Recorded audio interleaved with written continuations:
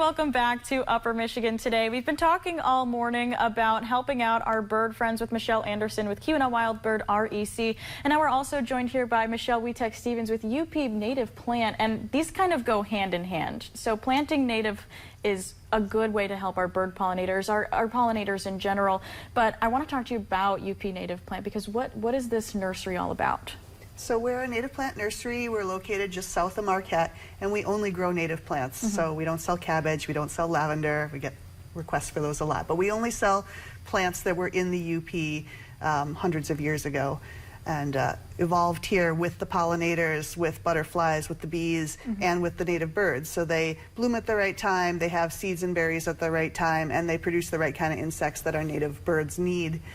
So they're a great way to support birds. Sure. So when people bring in, plants of their own and they want to make their garden really beautiful, and they'll bring in plants that are not native to the area, what's the difference that you can see when you plant native to the UP plants? So the main difference is that those plants from Lowe's that are native to Europe and Asia, they don't host caterpillars, so caterpillars don't eat them, which, for decades gardeners have thought that was a good thing, but the birds eat the caterpillars. So if the plants don't grow caterpillars, then the birds don't have anything to eat. So people are now starting to garden to encourage those insects because that's a great way to help support the birds, and it also supports the pollinators and the butterflies and the other things that people need and want. Sure.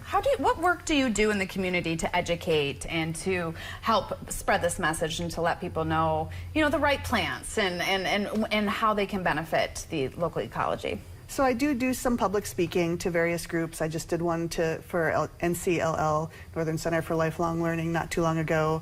I'm looking at doing something with Moosewood Nature Center.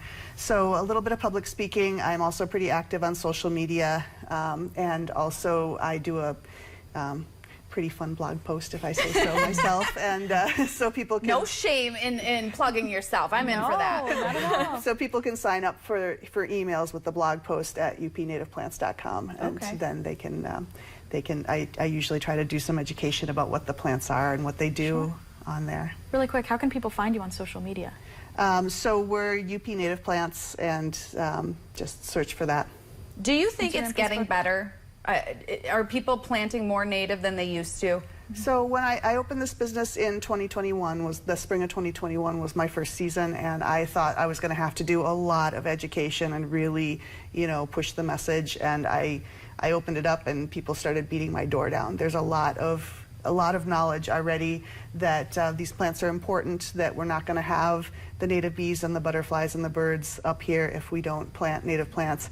And some people think that the UP is so green and has so much stuff in it that we don't need to plant that, but a lot of the stuff that's along the roadsides and whatever is actually not native, and so it doesn't support the insects that the birds need, so we do need to help them out.